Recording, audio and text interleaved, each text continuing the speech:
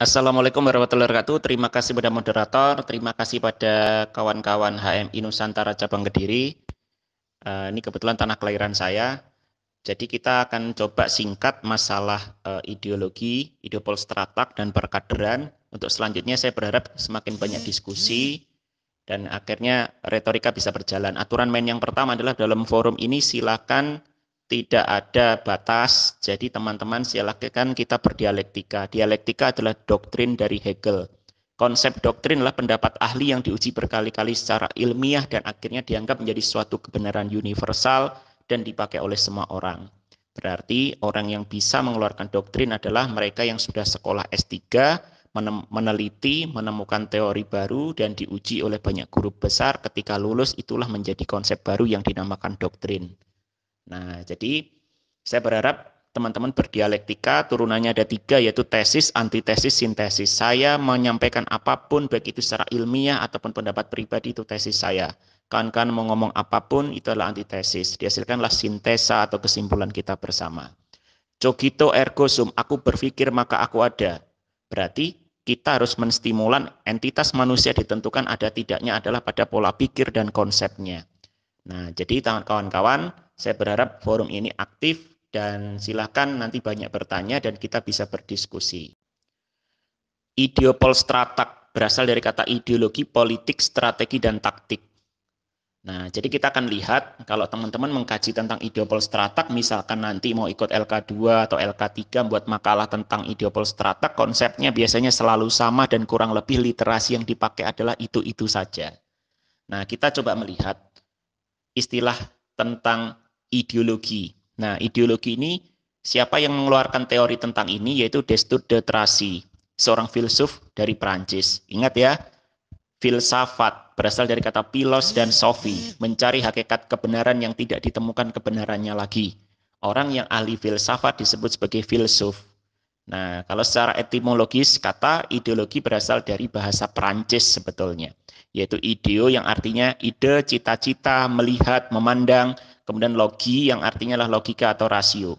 Sehingga itu ideologi kalau kita lihat secara harfiah bahasanya, asal-usulnya dari Prancis, definisinya adalah seperangkat ide yang membentuk keyakinan dan paham untuk mewujudkan cita-cita manusia. Banyak sekali macam-macam ideologi di dunia ini. Ideologi yang pernah berkembang pesat dan besar, ada beberapa yang akan saya sebutkan karena ideologi itu sangat banyak sekali di dunia. Yang pertama adalah ideologi kapitalisme. Gagasan utama dalam kapitalisme adalah kebebasan individu untuk melakukan akumulasi kapital individual. Dalam ideologi ini, negara tidak diperbolehkan untuk ikut campur dalam upaya memperkaya diri yang dilakukan oleh seseorang. Nah, biasanya kalau kita berimbang, nanti teman-teman kader HMI harus banyak buku ya. Pertama baca buku filsafat ilmu.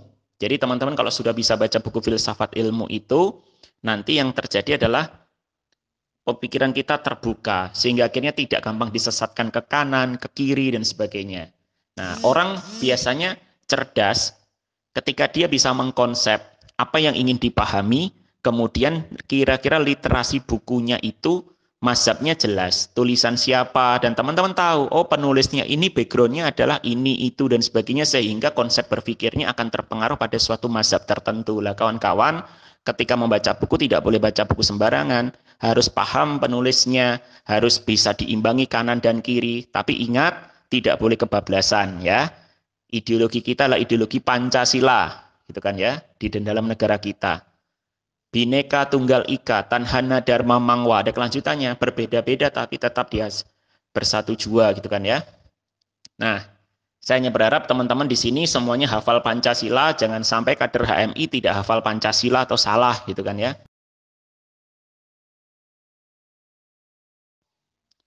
Oke, kita lihat ada ideologi yang kedua, yaitu ideologi liberalisme. Ingat dulu waktu SMP, teman-teman belajar kata imbuhan serapan asing yang dimasukkan dalam bahasa Indonesia itu ada 3, yaitu isme, dan isasi. Is maksudnya adalah sebagai profesi atau julukan untuk orang. Isme adalah paham. Isasi adalah proses. Nah, kita lihat kata liberalisme berasal dari kata liberal, dapat imbuhan isme, berarti paham liberal. Nah, ideologi liberalisme ini adalah gagasan utama di mana kebebasan individu dan menjunjung tinggi kesetaraan di dalam masyarakat suatu negara. Hak-hak dasar setiap orang harus dilindungi oleh negara. Itu ideologi liberalisme. Saya mau sampaikan, nanti teman-teman kalau sudah baca buku filsafat ilmu tadi, tolong banyak baca buku-buku yang seimbang. Ini kita ngomong dalam konteks kadar HMI sudah tuntas dulu, kewajiban-kewajiban abluminanas, abluminallah, dan ibadah-ibadah wajibnya ya. Jadi kalau sudah bisa baca Quran dan sebagainya, cara bacanya pun harus dirubah buat kajian yang banyak di komisariat. Apa itu caranya? Bebaskan buta huruf, tidak bisa baca Arab atau Al-Quran. Syukur-syukur di komisariat ada English Day, Arabian Day gitu kan ya. Biarkan mereka terbiasa. Nah, saya kembali ke yang tadi. Di sini yang ingin saya maksudkan adalah ketika mengkaji Al-Quran, buat tematik di komisariat adalah satu, membaca tajwidnya dengan benar. Yang kedua, pahami dulu asbabun nusul setiap ayat dan suratnya turun, kenapa waktu itu. Yang ketiga, pahami maknanya. Nah, kalau sudah selesai itu, terapkan dalam batin kita masing-masing, praktekkan, setelah itu baru ngaji yang lain lagi. Jangan kemudian, mohon maaf, saya sudah khatam 2 kali, khatam 3 kali, tetapi apa yang dikhatamkan tidak pernah merasuk dalam batinnya dan tidak pernah dipraktekkan dalam kehidupan keseharian. Itu nanti kalau itu sudah selesai semua, harus baca banyak buku literasi di luar buku-buku kuliah, buku-buku Cak Nur atau Nur Kolis Majid. Ada karya masterpiece-nya yaitu Islam, Doktrin, dan Peradaban. Itu wajib baca itu. Yang kedua, baca karya Insinyur Soekarno. Judulnya Di Bawah Bendera Revolusi, jilid 1 dan 2. Buku-buku ini tadi, 2 jenis buku ini susah ditemukan. Tapi saya lihat sekarang di Gramedia sudah dicetak banyak dan dijual. Silakan teman-teman cari di sana. Gitu kan ya. Nah, terus kemudian selanjutnya kalau sudah baca itu, apalagi? Ada lagi sebetulnya Das Kapital, tulisan Karl Marx. Nah, tentang kapitalisme gitu kan ya. Maksudnya kenapa? Setelah baca tentang Islam, baca buku nasionalisme, baca buku-buku yang menjadi kitab ideologi-ideologi dunia, teman-teman harapan saya adalah tidak tersesat. Tapi punya ideologi dasar yaitu berketuhanan yang Maha Esa, ideologi Pancasila, belajar Islamnya juga benar gitu kan ya, sehingga tidak tersesat gitu kan ya. Kalaupun tersesat, tersesatlah di jalan yang benar gitu kan. Oke, yang ketiga, ideologi Marxisme. Ideologi Marxisme ini merupakan hasil pemikiran dari Karl Marx. Karl Marx menyusun suatu teori besar yang berkaitan dengan sistem ekonomi, sistem sosial, dan sistem politik. Nah, yang keempat adalah ideologi tentang sosialisme. Gagasan utama dari ideologi ini adalah kesetaraan sosial, di mana pemerintah memiliki peran dominan atas individu. Dalam ideologi sosialisme ini tidak ada pengakuan atas hak milik pribadi. Jadi semua dikuasai oleh negara atau pemerintah dan kemudian dibuat equal, setara. Ideologi yang kelima yaitu nasionalisme. Gagasan utamanya adalah kesadaran dan semangat cinta tanah air dan bangsa yang ditunjukkan melalui sikap individu dan masyarakat. Tapi tolong bedakan antara nasionalisme dengan chauvinisme. Chauvinisme itu fanatik berlebihan yang biasanya menganggap dirinya besar dan yang lain adalah salah dan kecil. Nah, yang terakhir yang saya ingin sampaikan di sini tentang ideologi adalah feminisme. Gagasan utamanya adalah perjuangan kesetaraan hak dan tanggung jawab bagi perempuan dalam politik, ekonomi, budaya, ruang pribadi, dan ruang publik. Tentu menjadi suatu pertanyaan. Fungsi ideologi itu apa sih? Suatu ideologi dapat dipelajari, diformulasikan hingga dimasukkan dalam tataran abstrak dalam pikiran dan jiwa manusia. Kalau teman-teman lihat, ideologi akan menjadi landasan berpikir dan cara pandang manusia dalam menafsirkan dan memahami dunia. Maka teman-teman harus belajar prosesnya, karena kita lahir dari latar belakang sosial ekonomi yang berbeda-beda. Dulu di Lauhul Mahfudz sana kita tidak pernah punya pilihan, gitu kan ya. Waktu kita sebelum lahir dari rahim Yahudi, Nasrani, Hindu, Buddha, Islam, cantik, jelek, kaya, miskin, nggak punya pilihan. Karena hidup, mati, rezeki, jodoh kita sudah ditakdirkan Allah dan kita tinggal menjalaninya. Maksud saya adalah di sini teman-teman lahir ada yang orang tuanya PNS, petani, nelayan, hidup di gunung, hidup di pantai, hidup di perkotaan, berbeda-beda. Kita dibesarkan dengan cara lingkungan dan orang tua mendidik kita. Di situ ada suatu kebiasaan. Kebiasaan lama-lama menjadi suatu adat. Kumpulan adat akan menjadi suatu sistem budaya. Kumpulan budaya akan menjadi suatu peradaban. Sehingga ketika kita hari ini kumpul dalam kampus, dalam organisasi HMI, terjadi benturan antar individu. Itu sah dan baik. Teman-teman, pola pikirnya adalah sisakan ruang berpikir kita separuh, ya, yang separuh tadi adalah sudah kita bekali dari didikan lingkungan dan keluarga, maka yang separuh dikosongkan adalah kita kuati dengan filter yang kuat. Selanjutnya adalah kita belajar dari banyak orang dan lingkungan baru, sehingga jika ada yang baik ambil, jika tidak kita sudah punya filternya, cukup sekedar tahu. Nah, maksud saya ketika teman-teman sudah belajar yang demikian, maka harapannya adalah semakin berdialektika dengan banyak orang dan kita semakin dewasa. Ingat, tua itu pasti, tapi dewasa adalah pilihan. Kalau kita lihat secara umum ya, secara umum, ideologi itu memiliki beberapa fungsi. Satu, memberikan motivasi bagi individu dalam menggapai tujuan hidupnya. Dua, menjadi sumber inspirasi norma dan nilai sosial. Tiga, menjadi panduan bagi individu dalam menemukan identitas diri. Yang terakhir adalah menjadi pemandu tindakan sosial individu di masyarakat.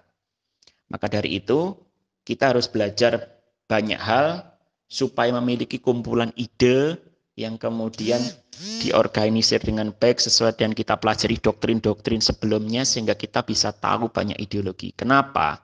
Kalau kita ini terlalu fanatik pada suatu paham, pada apa yang kita yakini, tanpa kita mau belajar, karena budaya itu biasanya kita terima begitu saja dari lingkungan dan orang-orang terdahulu, itu namanya taken for granted. Jika hanya menerima tanpa mau tahu, ini kenapa begitu, ini kenapa begini, maka yang terjadi adalah kita hanya kayak robot yang hidup. Biasanya orang karakteristik semacam ini, dia tidak mau terbuka dengan dunia luar, tidak mau terbuka dengan hal ilmiah yang lebih baik. Nah, berarti dia jumut jalan di tempat, bahkan mundur. Maka kawan-kawan tidak boleh menjadi individu manusia yang semacam ini. Baik, saya agak cepat, karena tadi saya dikirimi silabus oleh komisariat. Jadi secara singkat, maka saya sampaikan agak cepat-cepat, tapi yang penting substansi inti yang biasa menjadi tematik diskusi sudah saya sampaikan. Harapannya silakan kawan-kawan banyak bertanya, gitu kan ya. Oke, ideopol stratek, ideologi sudah saya sampaikan. Sekarang politik. Politik berasal dari bahasa Inggris, kawan, yaitu polite, gitu kan. Yang berarti apa? Kalau in English, having or showing good manner. Maksudnya apa? Politik itu adalah mempunyai atau menunjukkan kelakuan yang baik atau dengan kata lain dapat diartikan dengan arti sopan. Nah, kemudian teman-teman, term ini berkembang menjadi politik yang berarti sensible atau wise. Jika dilihat dari akar kata politik, yaitu polite, dapat disimpulkan bahwa aspek penting yang harus dimiliki oleh seorang politikus adalah adanya moral yang baik sebagai suatu upaya untuk membangun citra serta dapat menjadi uswah hasanah bagi yang dipimpin. Kalau kita lihat tentang teori ini, berasal dari harfiah bahasanya, politik sendiri itu maksudnya begitu, sehingga teman-teman harusnya kalau dengar kata politik tidak identik dengan sesuatu yang buruk. Nah, banyak doktrin tentang politik.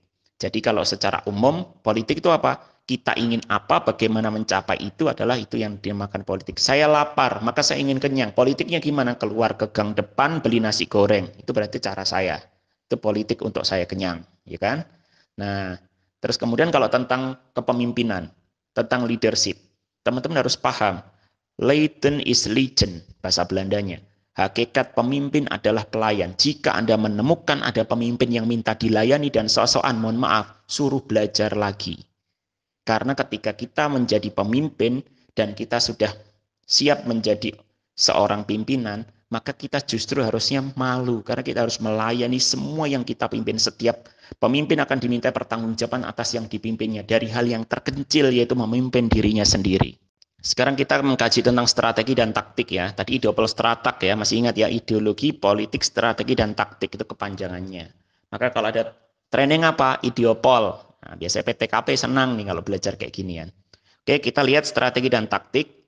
Nah, jadi teman-teman, kalau ingat tentang strategi dan taktik, seolah-olah kita identik dengan sebuah peperangan.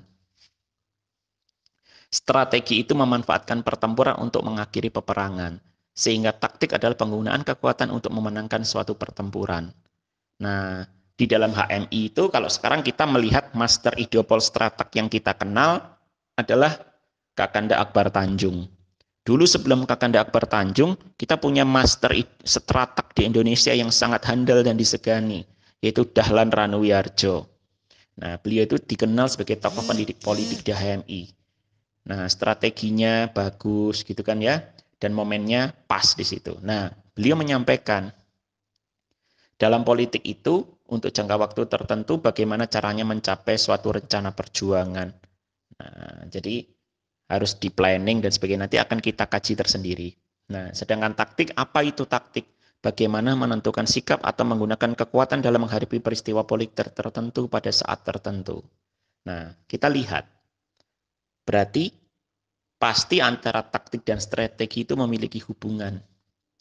Biasanya kalau dalam makalah-makalah LK2, LK3, rata-rata kader HMI selalu menulis hal yang sama. Karena saya tadi katakan, literasi buku sumbernya yang diambil sama. Kan seperti biasa kalau karya tulis ilmiah, teman-teman harus mencantumkan footnote atau running note gitu kan ya. Biasanya bukunya siapa, karya siapa, tulisan siapa, halaman berapa, cetakan tahun berapa, diterbitkan di mana gitu kan ya. Nah, jadi coba kita lihat, ada prinsip-prinsip mengenai taktik dan strategi. Nah, ini jamak ya, umum dan biasa disampaikan dimanapun. Rumusnya semacam ini. 1. Jika semua taktik berhasil, maka strateginya berhasil. 2. Jika semua taktik gagal, maka strateginya gagal. 3. Jika salah satu taktik gagal, maka strategi masih bisa berhasil dengan syarat taktik yang lainnya berhasil dan bersifat strategis. 4. Jika sebagian taktik berhasil namun sebagian taktik strategis yang lain gagal, maka strategi gagal. Taktik adalah kegiatan dari strategi. Maka dari itu, taktik harus tunduk dan mengabdi kepada strategi. Teman-teman harus ingat, kalau kita sebagai orang-orang pergerakan biasanya mengenal kata-kata adagium semacam ini. Berpolitik tanpa ideologi adalah oportunisme. Saya ulangi, berpolitik tanpa ideologi adalah oportunisme. Berpolitik tanpa organisasi disebut avanturisme. Sedangkan berpolitik tanpa stratek adalah nekat. Nah, teman-teman harus tahu, oportunisme, avanturisme, sikap nekat ini adalah sangat berbahaya bagi kepentingan perjuangan.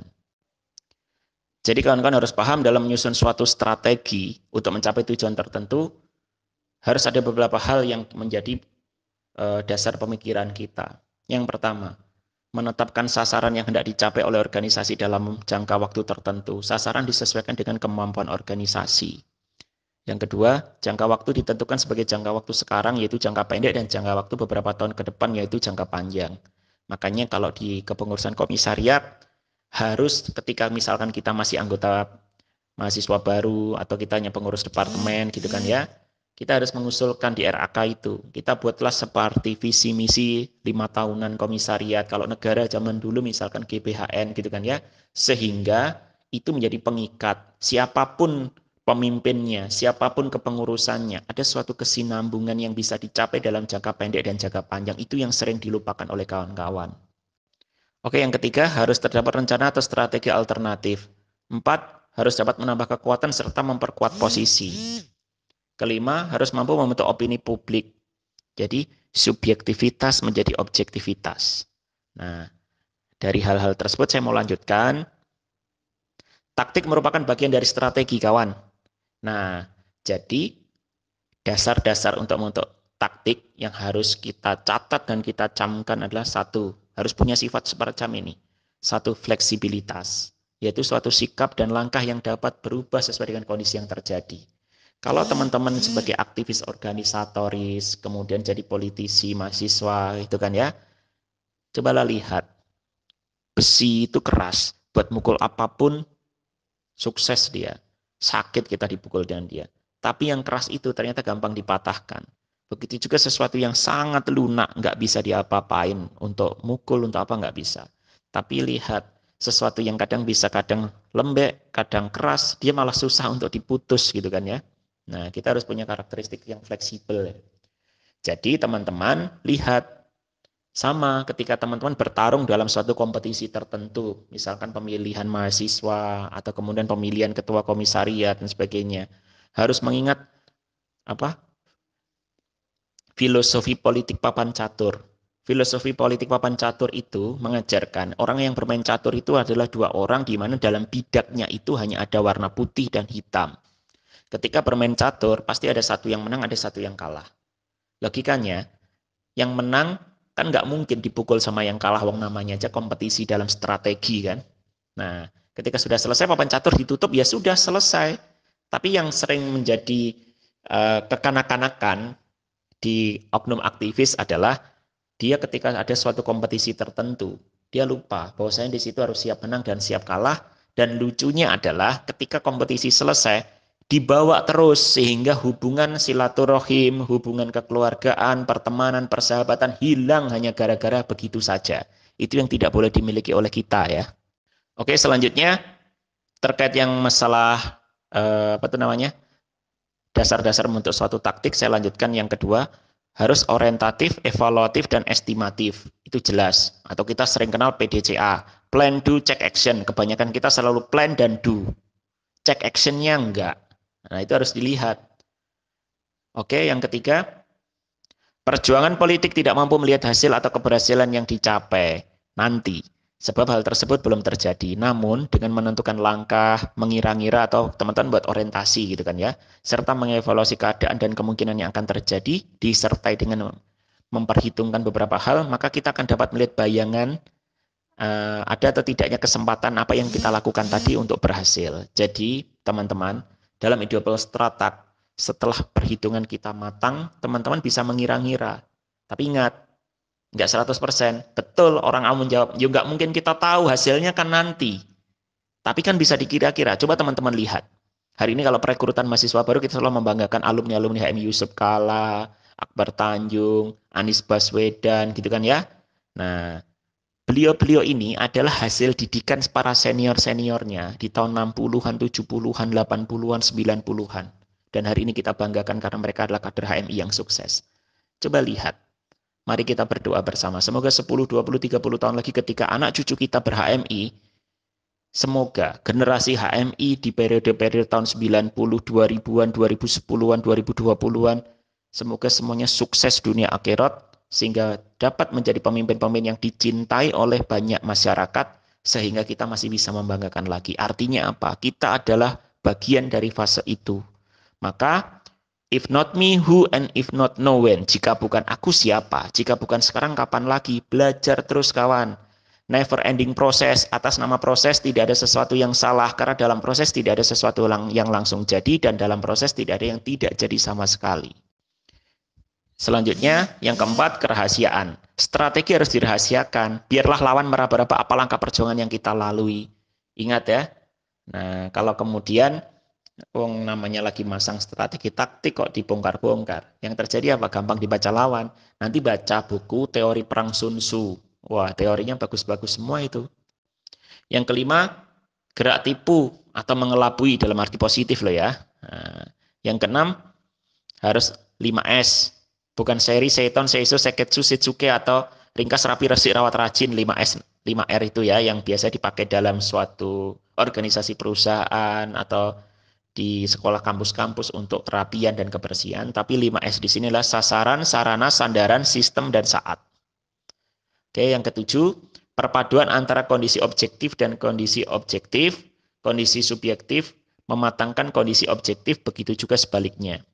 Antara kedua kondisi ini memiliki hubungan timbal balik yang saling mempengaruhi. Coba kita lihat. Saya tadi membuat coret-coretan, sebentar. Strategi taktik itu mempunyai hukum-hukum sebagai berikut, kawan. Satu, kuantitas. Jadi maksudnya apa? Jumlah yang besar akan mengalahkan jumlah yang kecil. Pihak yang berjumlah kecil tidak boleh menyerang musuh yang berjumlah besar. Jika musuh yang berjumlah besar menyerang pihak yang berjumlah kecil, hendaknya menyingkir. Musuh yang berjumlah besar tidak dapat dihancurkan sekaligus, melainkan sedikit demi sedikit dan secara terus-menerus. Yang kedua, perpaduan antara kualitas dan kuantitas. Kurang dalam kuantitas harus diimbangi dengan kelebihan dalam kualitas. Kurang dalam kualitas harus diimbangi dengan kelebihan kuantitas. Coba Anda cek. Semua kampus perguruan tinggi Muhammadiyah misalkan, tuan rumahnya adalah Ikatan Mahasiswa Muhammadiyah. Semua kampus Nahdlatul Ulama, tuan rumahnya biasanya adalah PMII. Dan itu wajar. Kenapa? Karena organisasinya memiliki sayap atau ortom yang memang untuk memberdayakan pemuda. HMI di mana? Kita nggak punya tipe yang semacam itu. Tapi biasanya siapapun tuan rumahnya, HMI selalu dianggap sebagai sparring partner yang bagus. Maksudnya bagaimana? HMI itu jumlahnya sedikit, tapi pintar-pintar, lincah. Nah, itu yang harus terus dikembangkan. Lebih baik HMI itu punya 10 kader kualitas singa daripada 1000 kader kualitas domba. Mulai dari sekarang, jika dulu kita memang sejak awal komisariat maba mahasiswa baru, pernah ada oknum senior yang mendoktrin, organisasi itu adalah lawan, organisasi itu orang-orangnya adalah musuh. Mohon maaf, nggak usah kau teruskan. Karena kenapa? Kalau detik ini kita menjelek-jelekan aktivis organisasi lain, atau kita menjelekkan organisasi lain, satu, mohon maaf, saat ini juga derajat kita tengah turun di mata Allah. Jangan-jangan orang itu atau organisasi itu lebih bagus daripada kita. Cobalah, dengan konflik masalah yang sama, orang akan bijak ketika melihatnya dari berbagai sudut pandang sehingga dia sangat dewasa dan arif. Nah, maksudnya bagaimana? Anggaplah itu sebagai sparring partner. Semakin besar sparring partner organisasi yang lain, semakin besar pula kita. Ketika HMI besar sendiri, yang terjadi adalah perang antar teman, antar saudara, dan itu tidak bagus. Oke, yang ketiga, posisi yang baik adalah separuh kekuatan. Posisi yang tidak baik memerlukan 2 kali kekuatan. Oke, yang keempat, cadangan. Pihak yang punya cadangan walaupun telah mundur dan kalah akan dapat maju kembali. Jika musuh sedang kalah dan mundur, kejarlah. Hancurkan cadangan musuh sebelum musuh maju dan bangkit kembali dengan cadangannya. Artinya apa? Kalau berjuang totalitas, jangan kau sisakan hal sedikit pun, apapun itu. Yang kelima, kawan, sekutu, dan lawan. Secara ideologis, kawan adalah yang seideologi. Secara strategis, sekutu harus selalu diperbanyak dan pihak-pihak lawan harus dikurangi. Musuh nomor 1 adalah golongan terbesar yang ideologinya membahayakan kehidupan ideologi sendiri. Sekutu dan musuh nomor 1 adalah lawan. Lawan dan sekutu nomor 1 adalah musuh. Antara sekutu dan musuh terdapat golongan-golongan yang bukan musuh dan bukan sekutu. Golongan ini pada suatu saat dapat menjadi musuh. Pada saat yang lain menjadi sekutu dan pada satu ketika dapat pula sekaligus menjadi sekutu dan musuh. Itu adalah adagium logika. Nah, jadi teman-teman, nanti selain baca buku-buku yang tadi saya sampaikan, cari buku-buku Tan Malaka, bagus-bagus itu. Karya masterpiece-nya adalah Materialisme, Dialektika, dan Logika. Teman-teman, yang saya sampaikan tadi, itu akan gampang dipahami jika kawan-kawan memahami teori tentang jembatan keledai yang diajarkan oleh Tan Malaka. Teman-teman harus tahu siapa Tan Malaka. Tan Malaka itu adalah tokoh Komintern, komunis internasional yang sangat disegani di dunia internasional dan sangat islami. Nah, jadi dulu pernah diceritakan dalam buku, ya nanti dicari ya. Nah, yang intinya adalah Soekarno pernah mendatangi gubuk Tan Malaka. Waktu itu didatangi, Soekarno ngobrol berdua. Suatu saat jika misalkan aku tertangkap, kurang lebih begitu ya, tertangkap oleh Belanda atau apa waktu itu, mohon maaf saya lupa, maka yang layak untuk meneruskan tampuk kepemimpinan adalah Tan Malaka. Nah, buku Madilog itu luar biasa. Ditulis dalam pelarian beliau di Singapura, di Vietnam, kemana-mana ditulis buku itu. Bacalah kawan, buku itu bagus supaya kalau kader HMI itu diajak diskusi keagamaan, cerdas, diajak tentang nasionalisme sangat paham, diajak ke kiri ke kirian bisa filter sehingga kader HMI pintar. Jangan sampai nanti kader HMI karena fanatik pendapatnya dianggap selalu benar, ketika dia kemudian alergi tidak mau belajar tentang ilmu pengetahuan di luar biasanya, ketika kemudian didoktrin oleh orang yang sangat ahli dalam hal tertentu, akhirnya teman-teman otaknya kosong dan akhirnya hanyut kayak dihipnotis. Itu yang tidak disarankan. Yang keenam, divide et impera. Jadi politik adu domba. Kita itu lucu ya, kalau waktu belajar SD, SMP, SMA itu pernah dikenalkan IPS itu, divide et impera, politik adu domba. Kita menertawakan, wah zaman dulu diadu domba. Tapi lucunya, bahkan saat ini, kemarin atau besok, kalau kita diadu domba, kita malah nggak sadar kalau kita ini seperti domba yang diadu. Saya kadang tertawa kalau itu. Jadi nanti baca buku Psikologi Komunikasi karya Jalaluddin Rahmat, yaitu juga alumni HMI. Nah, jadi dalam bahasa psikologi komunikasi tulisan Jalaluddin Rahmat itu, kalau teman-teman sudah baca dan pahami serta kuasai, kita bisa melihat retorika kawan. Sebelum dia menyampaikan pendapatnya, gerak-gerik dan apa yang disampaikan, kita sudah bisa baca arahnya mau kemana. Oke. Yang ketujuh, menyerang. Menyerang adalah pertahanan yang terbaik. Yang menang ialah yang selalu memegang inisiatif. Biarkan lawan bergerak menurut inisiatif kita pada saat dan tempat yang kita pilih. Biarkan lawan beraksi terus terhadap isu-isu yang kita lontarkan. Tujuan membenarkan setiap cara sepanjang tidak bertentangan dengan kekuatan ideologi serta tidak membawa akibat yang dapat merugikan sendiri. Asik kan ya? Ini namanya manajemen konflik. Jadi sengaja memunculkan konflik tertentu, entah itu konflik positif atau negatif, kita mainkan alurnya dengan tujuan yang positif. Tapi hati-hati, manajemen konflik membutuhkan jam terbang. Jika Anda salah dalam planning dan pelaksanaan, kepleset hasilnya bisa berbeda. Sekarang coba kita hubungkan dengan ideologi HMI dan perkaderan. Jadi teman-teman, ideologi HMI itu apa sih sebenarnya? Jadi ideologi HMI itu adalah suatu gagasan-gagasan HMI yang bersumber dari pengetahuan-pengetahuan yang ada di HMI. Yang untuk selanjutnya akan menjadi keyakinan bagi kader HMI dan akan melembaga di dalam dirinya sehingga menjadi suatu alat kendali dalam bertingkah laku. Tentu menjadi pertanyaan, apa grand design HMI? Apa ideologinya? Kita sering mengenal NDP, nilai-nilai dasar perjuangan.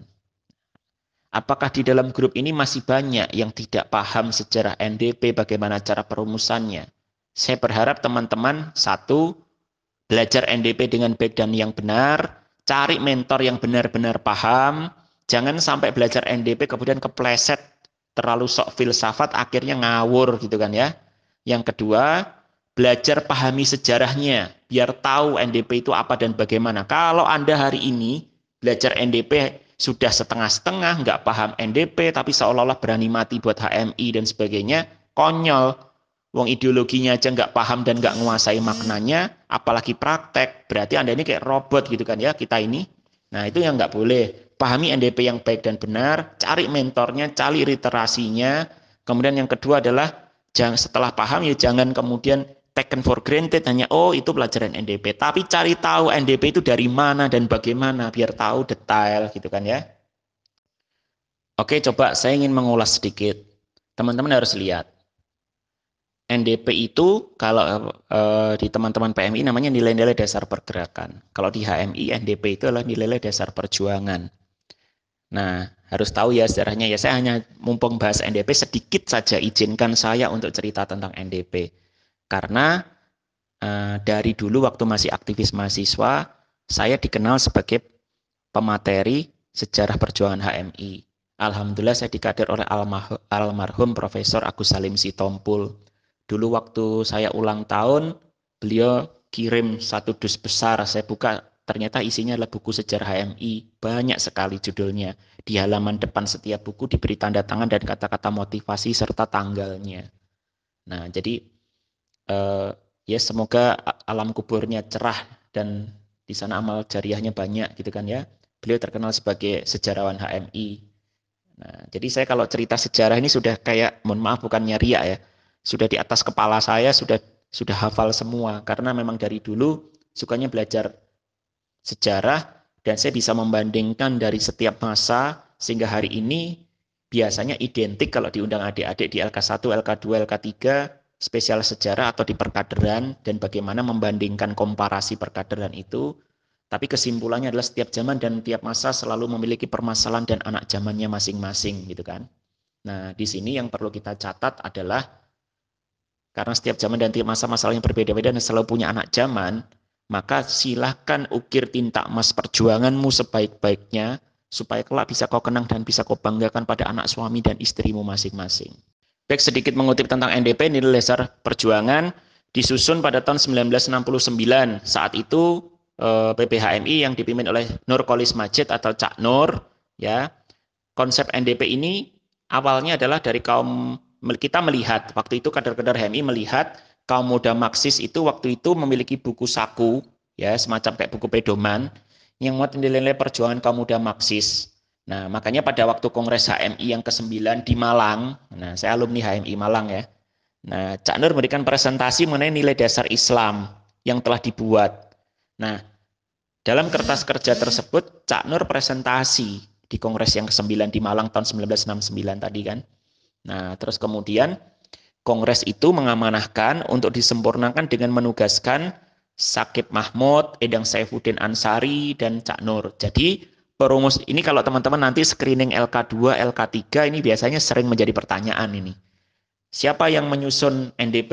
Nah, 3 ya. Sakib Mahmud, Endang Saifuddin Ansari, dan Nurkolis Majid. Terus kemudian pada kongres yang ke-10 di Palembang, itu tahun berapa ya? Kalau nggak salah 1971, kalau salah saya mohon dimaafkan.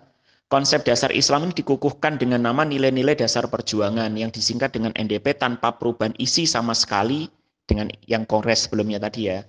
Pada kongres yang ini di Palembang itu, NDP secara resmi dijadikan sebagai pedoman perjuangan HMI. Nah, jadi waktu itu sebagai pemahaman Islam adalah mazhab HMI, ada 7 tema pokok. Yang pertama, dasar-dasar kepercayaan. Yang kedua, pengertian-pengertian dasar tentang kemanusiaan. Yang ketiga, keharusan universal takdir dan kebebasan berusaha ikhtiar. Yang keempat, ketuhanan yang Maha Esa dan peri kemanusiaan. Kelima adalah individu dan masyarakat. 6, keadilan sosial dan ekonomi. 7 adalah kemanusiaan dan ilmu pengetahuan. Adapun waktu itu, alasan dipilihnya nama ini adalah karena nilai dasar Islam dianggap justru menyempitkan makna Islam itu sendiri. Ya, kan tadi sudah dijelaskan. NDI kan disusunnya nilai-nilai dasar Islam. Terus kemudian diganti menjadi nilai dasar perjuangan karena nilai NDI itu dianggap menyempitkan makna Islam itu sendiri, apalagi mengklaim dengan nama Islam. Selain itu, kata perjuangan memiliki makna usaha yang sungguh-sungguh untuk merubah suatu keadaan. Kata perjuangan itu pun terinspirasi dari sebuah kata judul sebuah buku Perjuangan Kita, karya Syahrir. Nah, jadi teman-teman harus tahu. Adapun beberapa faktor waktu itu yang melatar belakangi NDP lahir itu ya. Satu, ini historinya nih. Belum adanya literatur yang memadai bagi kader HMI untuk rujukan filsafat sosial dalam usaha melakukan aksi dan kerja kemanusiaan. Jadi dulu itu kalau perkaderan gitu kan ya, belum ada NDP, belum ada kiblat tentang perkaderan atau ideologi, ya sudah diisi versi masing-masing. Yang penting bertauhidnya kuat gitu kan ya. Nah, jadi bayangin, lahirnya kan tahun 47. Masih ingat kan ya, minimal kader HMI harus tahu kalender Masehinya. HMI lahir 5 Februari 1947. Kapan toh HMI lahir? Rabu Pon 14 Rabiul Awal 1366 Hijriah, 5 Februari 1947 di Jalan Setiodiningrat, kalau sekarang Jalan Panembahan Senopati. Pada jam mata kuliah tafsir dosennya Husain Yahya. Cak Nuri maju ke depan nih. Dia ngomong begini.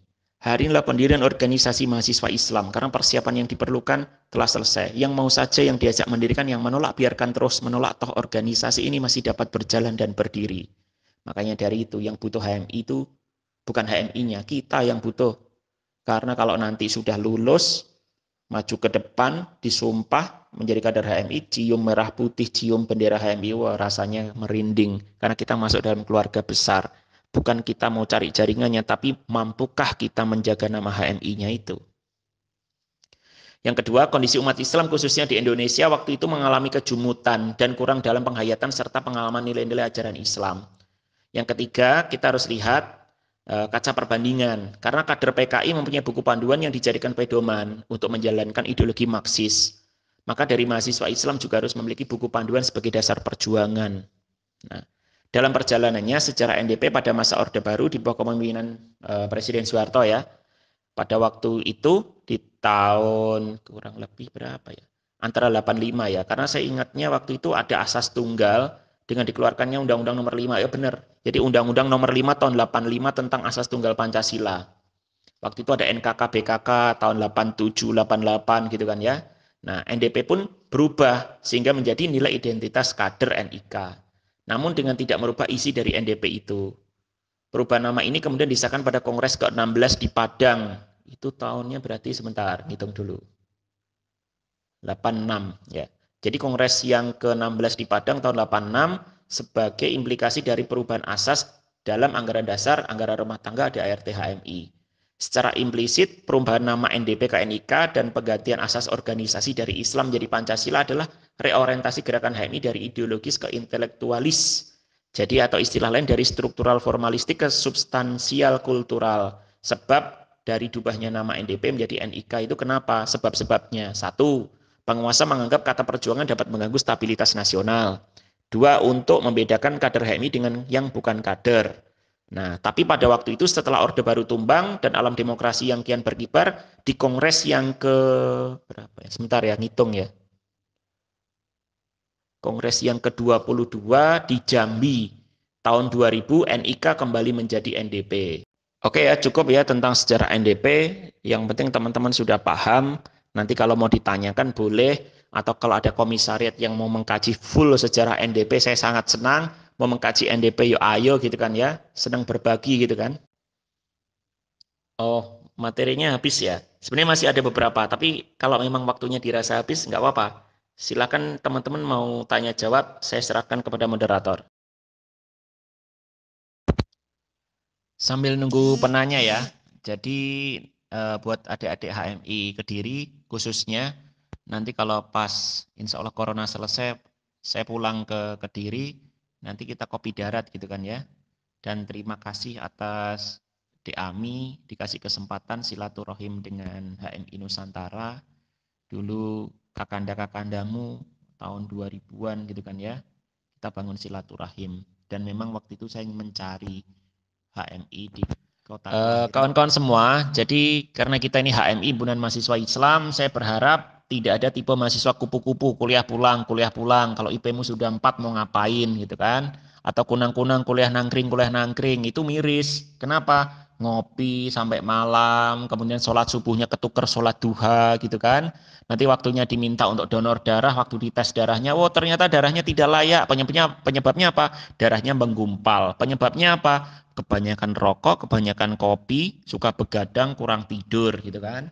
Nah, jadi juga tipe mahasiswa yang ketiga, kura-kura nih, kuliah rapat aktivis kebablasan, rambut gondrong, demonstran, tapi begitu IP-mu berapa dek? 2, rasanya kayak mau nendang aja. Tapi yang keempat ini yang bagus.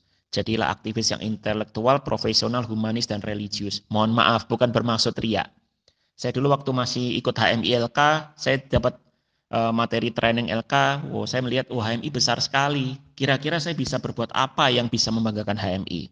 Akhirnya waktu itu saya sepakat dengan diri saya, berdamai dengan diri sendiri. Akhirnya saya imbangi antara aktivis dan intelektual. Alhamdulillah IP saya 4 terus. Waktu 2010 cicak versus buaya. Saya waktu itu ketua BEM Fakultas Hukum. Terus akhirnya kongres di UI menjadi koordinator BEM Fakultas Hukum se-Indonesia. Nah, terus akhirnya setelah itu aksi cicak versus buaya memberikan dukungan moral. Akhirnya endingnya lulusnya nggak jadi 4, 3,98. Lulusan terbaik universitas di saat posisi sebagai ketua senat mahasiswa universitas, gitu kan. Artinya apa? Saya hanya ingin membanggakan adik-adik saya, dan nanti kalau saya pas ngisi tentang perkaderan, saya ketemu aktivis yang kura-kura, kuliah rapat yang gondrong, tinggal saya tantang. Kok ini gaya macam jadi aktivis? Aktivismu level apa? Baru level provinsi nasional sudah bangga. Aktivis internasional, bos. Gitu kan ya. Nah, yang kedua, kalau nanti ketemu anak-anak yang kuliah pulang, kenapa dia nggak mau organisasi? Takut mas IP-nya hancur, nanti dimarahi ibu. IP-mu sudah berapa? Nah, maksudku aku bisa sombong sedikit. Ini loh 3,98. Gitu kan ya. Nah, mohon maaf bukan riak, tapi maksudnya adalah kolaborasikan. Karena di HMI tujuannya apa? Terbinanya insan akademis dan seterusnya. Akademisnya tuntas dulu kawan. Selanjutnya yang ingin saya sampaikan adalah mari kita semakin mendekat padanya, yaitu Allah. Sholat 5 waktu, jangan sampai bolong dan usahakan di awal waktu berjamaah.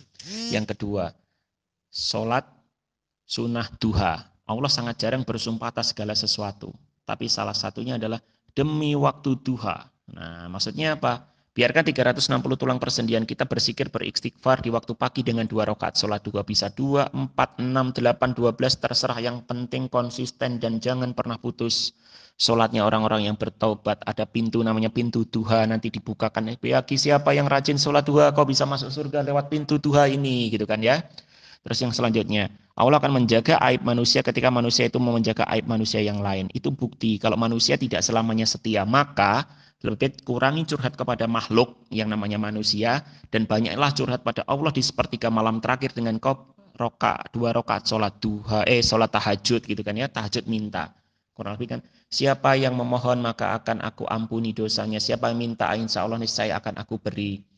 Nah, selanjutnya lagi apa? Puasa Senin Kemis gitu kan ya. Biarkan amal ibadah kita diangkat di langit ketika kita sedang kondisi berpuasa. Nabi Muhammad dulu itu sangat berpesan, umatku jangan sampai meninggalkan 3 hal. 1 witir, 2 duha, yang ketiga adalah puasa Ayyamul Bid, yaitu puasa yang dilakukan di kalender Hijriyah di setiap tanggal 13, 14, dan 15 biasanya topografi bumi ketika Ayyamul Bid itu bulan purnama. Nah, ayo kita berfastabiqul khairat kawan. Assalamualaikum Adinda Muhammad Danas Amarisar. Semoga nanti pas ke Pontianak saya bisa mampir ke kantor HMI cabang ya. Jadi ini pertanyaan cerdas. Jadi dinamika saat ini memang banyak yang pragmatis, mencari aman dan lebih berhitung. Nah, namun sadarlah bahwasanya kalau kemudian kita hari ini masih sayang pada HMI, kita masih bisa kita mulai dengan diri kita sendiri. Dan jangan takut melawan arus. Karena dulu Islam itu datang dari keterasingan dan nanti akan keterasingan pula. Maka di HMI hari ini kita sering banyak melihat tipologi kader. Yang pertama adalah tipologi kader yang dia itu karakter seperti sufi yang dicintai oleh banyak orang. Intelektualnya bagus, psikologi komunikasi ke orang bagus, membina hubungan pun baik. Terus kemudian ketika dia di agama pun dia sangat luar biasa. Sehingga segala hal dia termasuk tipe ideal. Dan banyak dicintai oleh lingkungan. Tipe ini yang seharusnya bisa memimpin dalam organisasi-organisasi semacam HMI. Namun dia lebih memilih tidak masuk dalam struktur atau tidak mau jadi ketua. Dia menikmati dengan mendatangi, terus kemudian mengisi-isi kajian. Nah ini tipe karakter sufi. Banyak kader HMI semacam ini.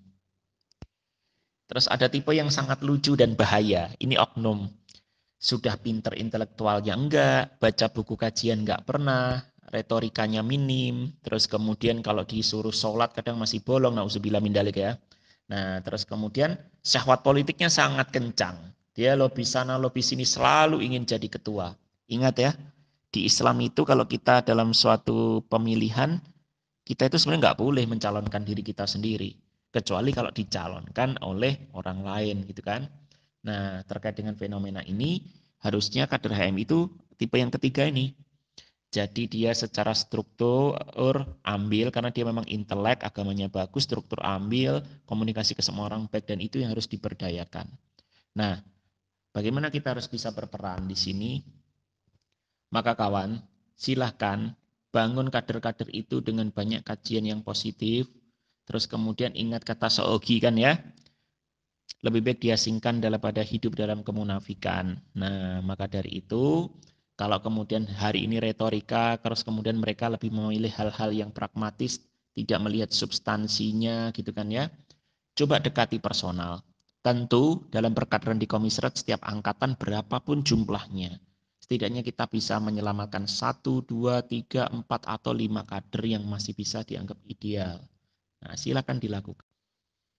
Assalamualaikum Adinda Winda. Nah, ini Rembang, Kabupaten Rembang ya. Saya asli Kediri tapi nikah dapat kohati UGM yang tinggal di Rembang. Jadi sekarang saya bangun rumah di Rembang. 2013 nikah, terus kemudian 2015 mendirikan Kahmi, terus kemarin mendirikan rame-rame mendirikan HMI. Nah, Dek Winda ini kader HMI LK pertama ini di Rembang. Rembang sementara HMI-nya ikut cabang Kudus.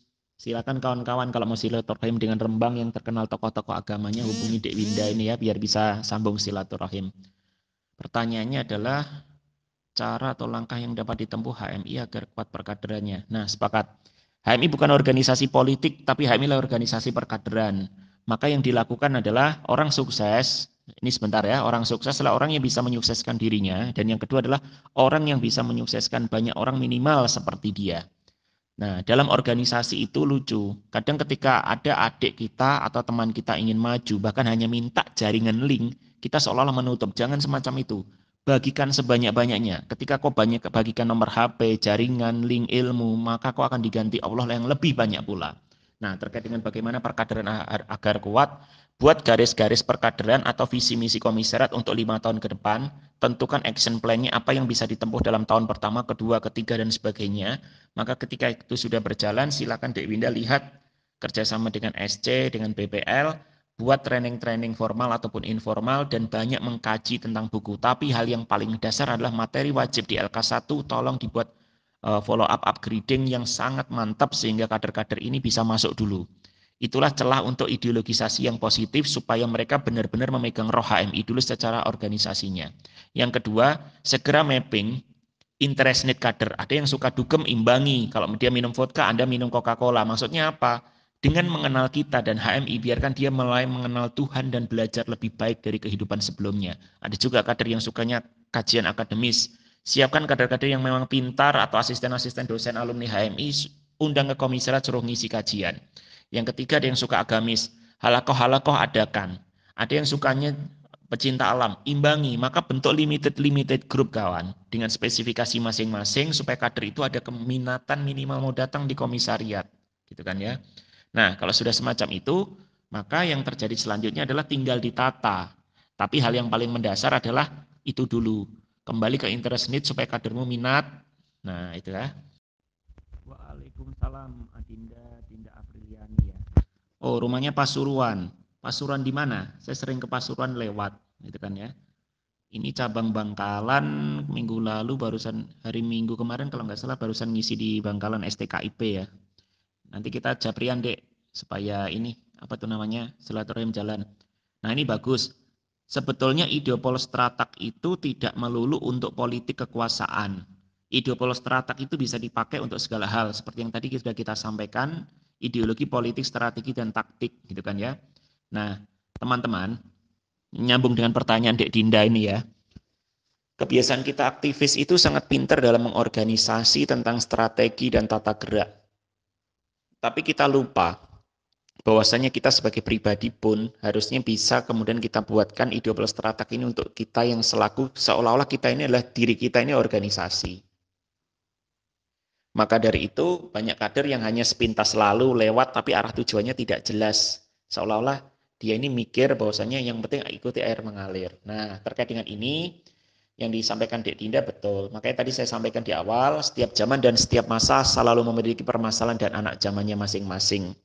Sebetulnya itu sedikit banyak adalah HMI itu kan dari dulu kan identik dengan kekuasaan dan politik dalam arti positif ya maksud saya. Bagaimana tidak? Dulu waktu pertama berdiri kan tujuannya ada dua kan. Mempertinggi derajat rakyat Indonesia dan mempertahankan kemerdekaan Indonesia. Baru berdiri. Sudah ada agresi militer Belanda 1, 2. Kemudian lawan PKI. Itu kan ya. Nah, jadi kita ini anak kandung umat dan bangsa. Karena setiap permasalahan apapun HMI sudah pernah mengalami dan hari ini alhamdulillah survive. Nah, cuma yang berat itu sekarang nih, tonggak kepemimpinan ini diteruskan ke kita. Bagaimana cara kita mengisi supaya HMI juga punya cerita untuk masa depan dan bisa semakin bagus. Nah, terkait dengan ini, yang ingin mau saya sampaikan adalah, teman-teman, saya sangat sarankan kader HMI itu jangan alergi dengan politik. Tapi juga harus cerdas dalam menyikapi politik dan kekuasaan. Maksudnya bagaimana? Cobalah lihat, hari ini hampir segala lini di masyarakat apapun itu, selalu saja tokoh-tokohnya mesti HMI. Jadi kalau kita bercanda kadang itu begini, ini kutukan kayaknya, laki-laki HMI, laki-laki HMI gitu kan ya. Itu alhamdulillah. Cuma karakteristiknya kan bermacam-macam. Dan teman-teman nggak boleh salahkan. Misalkan dalam satu training LK1, ilmunya diberikan sama. Tapi cara menyerap ilmunya setiap kader berbeda-beda. Aktual prakteknya berbeda-beda. Sehingga kan akhirnya yang terjadi apa? HMI kayak pelangi. Dan itu jangan ditolak. Bagus itu. Pelangi ini biarkan memperkuat dialektika dan semakin memperkuat organisasi. Nah, terus kemudian yang selanjutnya adalah kita harus mengenal kata politik simbol. Politik simbol itu apa? Daripada porsi-porsi tertentu itu, pos-pos kekuasaan yang strategis itu diisi oleh orang yang bukan kita, yang diduga akan dalam tanda kutip kurang perform dan kurang amanah, lebih baik diisi oleh orang kita yang benar-benar perform, amanah, bagus. Dengan catatan tadi ya, bukan diisi orang kita asal HMI, bukan. Nah, yang terjadi apa? Itu namanya politik simbol. Menempatkan simbol-simbol HMI, alumni-alumni HMI pada titik-titik tertadi, lebih baik dipegang alumni HMI yang mampu dan bisa membawa kemaslahatan buat umat, itu lebih penting. Ini namanya politik simbol. Nah, terkait dewasa ini, banyak kader yang terjebak pada politik praktis. Misalkan ketika di tataran kampus, komisariat, dan kemudian pasca itu. Nah, yang ingin disampaikan di sini adalah, ya sudah, itu pilihan. Tapi saya selalu sampaikan, ya kader HMI, mulai dari sekarang kuliahlah yang benar, perbaiki kualitas kita bertuhan pada Allah ya dalam beragama. Kemudian dari sekarang paksa untuk kemudian belajar menjadi pengusaha sekecil apapun. Kenapa? Ketika lulus, berdikari di atas dua kaki, bermanfaat nyata untuk umat, setelah merdeka segala hal, terjun politik dan rebut itu semua kekuasaan. Tapi harus kaya dulu. Kenapa? Biar nanti politik bukan menjadi pekerjaan. Ya kan? Nah, kalau sampai kemudian perutnya masih lapar dan kemudian mau berjuang di sana, nanti takutnya ketika iman kita digoyang oleh setan, tujuan awal kita sudah berubah, gitu kan ya. Nah, yang ini sampaikan di sini apa? Saya sangat prihatin kalau melihat adik-adik gitu kan ya. Gimana, Dek? Saya ikut sana, Bang. Ikut sana, Bang. Nah, dia sedang jet lag transisi dari alam mahasiswa ke alam nyata. Jadi ternyata kalau di dalam dunia nyata, misalkan ikut partai politik, nggak cukup kamu pintar dan jaringan, tapi harus kuat finansial. Maka dari itu, karena kita sudah tahu kebutuhan itu, siapkan dari sekarang. Jangan sampai kemudian ketika kita aktivisnya bagus, soft skill-nya bagus, ilmunya bagus, mentok hanya lembaga survei, kemudian menjadi staf ahli gitu kan ya. Ya itu bagus, tidak salah. Tapi kalau bisa lebih, kenapa tidak? Makanya persiapkan dari sekarang. Oke, salam Mahfud. Ini Mahfud HMI mana ini asal Rembang? Apakah Cengho atau mana gitu kan ya? Tapi coba saya akan menjawab terkait dengan yang apakah seorang leader hari ini harus mempunyai sifat tawasun dan tasamuh mengingat tidak terkendalinya media sosial. Oke. Yang pertama terkait dengan ini, terkait dengan media sosial medsos ya. Kalau dulu mulutmu harimaumu masih berjalan sampai sekarang karena lidah tidak bertulang, lebih lancip daripada lebih tajam daripada pedang.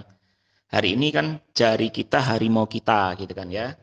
Media sosial sama halnya dengan teknologi dan sebagainya itu tergantung bagaimana cara penggunaan. Kemajuan iptek yang tidak dilandasi dengan agama tentu akan sangat bahaya gitu kan ya. Tergantung bagaimana kita mengendalikannya. Jika teknologi itu digunakan atau media sosial itu untuk hal yang positif, maka alhamdulillah.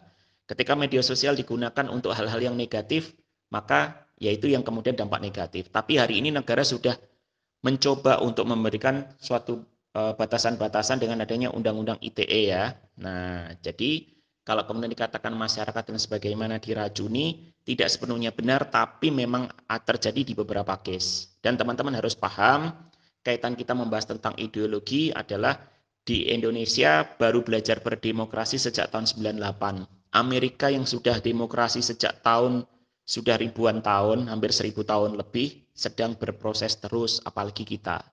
Tapi inilah kita, gitu kan ya, hidup di masa-masa ini.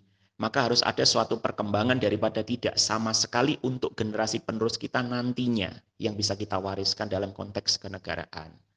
Nah, terkait dengan ini biasanya kalau perut masih lapar, diajak berjuang tentu tidak bisa memiliki ideologi yang penuh. Makanya itu kita harus terpaksa kaya dalam segala hal supaya kita bisa berbagi dan mensejahterakan masyarakat. Nah, terkait dengan pertanyaan ini adalah saya akan mencoba melihat satu persatu arti dari tawasud. Tawasud ini sebenarnya kan sikap yang di tengah-tengah, sedang-sedang, tidak ekstrem kiri ataupun kanan. Nah, jadi kutipannya ada di Quran surat Al-Baqarah 143 kalau nggak salah. Nah, sedangkan kemudian tawasun ini adalah seimbang dalam segala hal, termasuk dalam penggunaan dalil akli, dalil yang bersumber dari akal pikiran rasional, dan dalil nakli ini hanya reminder ya, bersumber dari Al-Quran dan hadis. Teman-teman kalau terkait dengan tawasun, bisa lihat di Quran surat Al-Hadid, kalau nggak salah ya 24 atau 25 ya. Terus kemudian yang terakhir adalah tasamuh. Jadi teman-teman kalau melihat golongan yang ini, bagaimana teman-teman ketika melihat berbagai macam kaitan dengan teknologi dan kaitan ideologisasi masyarakat, maka silakan perangi dengan hal-hal yang baik. Misalkan, biasanya kalau saya pribadi, status WA saya gunakan bukan untuk terlalu reaktif pada sosial di masyarakat yang terjadi, tapi saya mengutip hal-hal yang bagus gitu kan ya.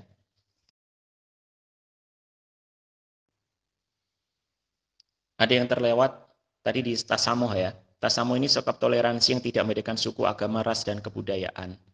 Maka atau sering kita sebut dengan anti sara. Nah, itu bagus. Jadi Mas apa tuh namanya tadi? Rembang, kita manfaatkan teknologi itu dengan sebaik-baiknya.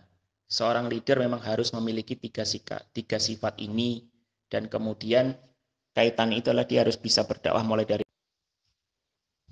terkait dengan Usman. Saya kurang kopi, nanti silakan diisi dan sebagainya. Kalau kemudian ada keterbatasan, saya akan cari literasinya dan nanti bisa saya jawab dengan WhatsApp. Tapi kalau kemudian teman-teman lebih mampu, silakan dan saya akan ikut belajar. Namun terkait dengan Utsman ini, setahu saya dan seingat saya, Utsman dulu menjadi khalifah menggantikan Umar bin Khattab. Nah, terus kemudian waktu sebelum Umar wafat, Umar ini telah mengangkat 6 orang yang bertugas menentukan khalifah selanjutnya. Nah, 6 orang ini siapa? Waktu itu ada Utsman bin Affan, Ali bin Abi Thalib, Talhah bin Ubaidillah, Zubair bin Awam, Abdurrahman bin Auf, dan Sa'ad bin Abi Waqqas. Nah, keenamnya ini bermusyawarah untuk menentukan pengganti. Akhirnya Utsman bin Affan ini dipilih karena paling senior. Nah, di baiatnya di Masjid Nabawi pada saat usianya 70 tahun. Nah, gitu ya. Waalaikumsalam, Dek Rizky Andi Dwianto. Ini dari Unmuh Purwokerto ya. Jadi biasanya kalau di perguruan tinggi Muhammadiyah ketika masuk itu harus Darul Arkom gitu kan ya. Nah, kalau di Muhammadiyah Malang kita ada semacam itu tapi bukan Darul Arkom tapi P2KK. P2KK itu semacam kita nginep di kampus selama 1 minggu, di situ dibagi kelompok-kelompok dan itu gabungan dari berbagai macam fakultas, dididik oleh mentor-mentor tentang keislaman. Jadi semacam pondok pesantren kilat ya. Nah, terus kemudian apakah dapat tekanan dan sebagainya. Kebetulan kalau di Universitas Muhammadiyah Malang itu IMM-nya terkenal sangat bagus perkaderannya, sehingga tidak jarang biasanya untuk kepengurusan IMM di Provinsi Jawa Timur ataupun di DPP IMM, kebanyakan kader-kader IMM cabang Malang, khususnya dari Korkom UMM, itu biasanya sukses di struktural. Dan memang kadernya kualitas keislamannya juga bagus-bagus. Nah, di UMM, peradaban yang ditinggalkan oleh senior-senior HMI zaman pendahulu saya, konteks dialektikanya sangat bagus. Dulu dari zaman Pak Malik Fajar, kemudian zaman Pak Prof. Muhajir Effendi, beliau-beliau alumni-alumni HMI ya, yang membesarkan UMM juga dengan Muhammadiyah. Nah, yang terjadi adalah kehidupan kampus dijaga sedemikian rupa, diberikan pemahaman, jika terjadi benturan itu menjadi hal yang wajar, namun tetap dalam kerangka etika dan profesionalisme ilmiah antara organisasi-organisasi mahasiswa. Namun yang terjadi peta di UMM berimbang dan bagus. Jadi presiden mahasiswanya tidak selalu IMM, kadang HMI, kadang IMM gitu kan ya. Di fakultas-fakultas banyak yang kadang HMI, banyak yang kadang IMM. Artinya apa? Dialektikanya berjalan. Dan ketika ada kegiatan IMM ataupun HMI, biasa saling mengunjungi dan itu biasa.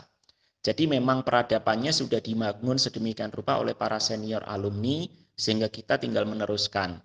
Makanya saya HMI, tapi saya bisa menjadi ketua senat level universitas. Saat itu presiden mahasiswanya juga dari HMI. Yang terjadi apa? Berarti di sini HMI-nya juga besar, gitu kan ya.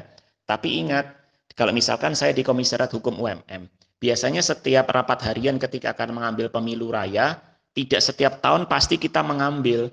Kenapa? Meskipun 2 tahun berturut-turut, itu misalkan BEM-nya yang megang adalah kader HMI. Logikanya di tahun ketiga mau ngambil lagi kan mudah karena kadernya banyak. Konsekuensi demokrasi kan dari, oleh, dan untuk mahasiswa. Suara terbanyak adalah pemenang, gitu kan? Tapi justru tidak. Biasanya maksimal 2 tahun ngambil, tahun ketiga sengaja dilepas. Kenapa? Biar sparring partner organisasi lain juga besar. Ketika organisasi lain besar, maka kader kita semakin pintar. Maka sebetulnya sukses tidaknya organisasi ekstra itu bukan ukurannya adalah menang tidaknya dalam organisasi intra. Itu hanya sebagian kecil. Tapi adalah bagaimana melahirkan kader-kader paripurna sehingga dia bisa bermanfaat dan survive di masyarakat dan bisa bermanfaat untuk umat tanpa membedakan mana organisasi apa dan sebagainya itu. Adinda Ahmad Solihin Banjarmasin, sepakat dek. Jadi ini memang pernah ditulis dalam berbagai buku-buku HMI ya. Hari ini trennya adalah begitu. Namun lihat, alhamdulillah ya di tahun 2007-2008 LDMI, Lembaga Dakwah Mahasiswa Islam, kembali survive.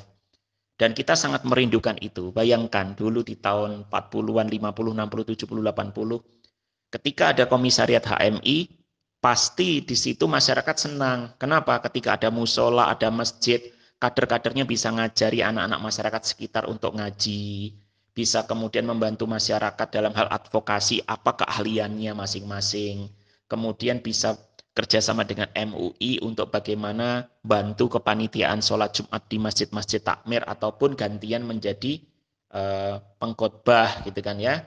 Nah, itu sangat dirindukan. Kalau sekarang teman-teman lihat, mohon maaf, biasanya di komisariat-komisariat itu kalau kita lihat agenda itu kajian-kajian itu selalu politik, nasionalisme, kajian keislamannya agak kurang dan itu yang harus dibangun lagi. Makanya penguatannya di mana? Saya tidak yakin, mohon maaf ya, ini hanya pengalaman saya dulu gitu kan ya. Tapi kalau sekarang semoga berubah. Saya tidak yakin seluruh kader HMI yang aktif hari ini di komisariat itu detail ya, paham betul NDP gitu kan. Nah, makanya saya sangat sarankan teman-teman, lepas dari sekarang ini kita jenjang perkaderannya dimanapun, kembalilah ke komisariat, bantu adik-adik kita, atau bahkan bantu diri kita, supaya lebih paham dulu tentang materi wajib dasar LK1. Kenapa? Itu sebagai roh, terutama nanti belajar NDP-nya. Kalau sudah itu kena, semoga bisa meresap di dalam batin. Dulu itu saya sangat sayangkan ketika misalkan di rapat harian komisariat ya. Di rapat harian ditentukan cetok, kita tidak ambil lembaga intra. Kok ternyata masih ada 1-2 kader yang ngeyel atau tetap ingin bertarung dalam pemilu raya. Padahal komisariat sudah nyata-nyata diputuskan bersama tidak mengambil lembaga intra. Fokus pada perkaderan di komisariat, seluruh kader ditarik, fokus perkaderan, memperkaya ilmu gitu kan ya. Nah, yang terjadi apa? Ya sudah konsekuensi organisasi. Dia akhirnya tidak mengikuti komisariat, dia keluar dari HMI gitu kan ya. Ketika sekarang dia sudah ketemu, dia menyayangkan, iya ya dulu kenapa hanya untuk 1 tahun, padahal dulu komisariat tidak ngambil kan pasti punya tujuan gitu kan. Nah itu contoh. Kalau kemudian hari ini kader-kader ini bagaimana untuk menjaga keislaman, mari kita mulai dari diri sendiri dan kita buat di komisariat dengan yang mau saja dulu. Nanti lama-lama akan mengikuti. Ingat, pola komunikasi kan top down dan bottom up. Bisa dari atas ke bawah, pengurus ke anggota, bisa juga dari anggota ke pengurus. Ketika anggota meramaikan komisariat dengan kajian-kajian keislaman, pasti pengurus kan akan senang dan mengikuti. Salam kenal Adinda Rias, cabang Maktim ya. Nah, ini saya pernah alami. Jadi saya ngisi halakoh ya, halakoh di suatu kampus, pesertanya perempuan. Waktu itu kan kita kasih pembatas atau hijab itu. Begitu kurikulum dibacakan HMI, yang terjadilah astagfirullah gitu kan ya. Saya nggak tersinggung. Mungkin pengalaman yang dirasakan oleh kawan-kawan kita itu ketika melihat oknum-oknum kader HMI misalkan kok rata-rata mohon maaf sholatnya terlambat atau bolong gitu kan ya. Kalau saya pribadi saya melihat itu saya sering menyampaikan dari diri saya. Misalkan lagi aksi demonstrasi di DPRD misalkan. Waktunya azan Allahu Akbar gitu kan ya. Nah, harusnya yuk kita berhenti dulu, rame-rame ajak Pak Polisi dan sebagainya sholat berjamaah. Selesai sholat duhur, aksi lagi, itu keren gitu kan ya. Karena senior-senior dulu mengajarkan itu yang benar.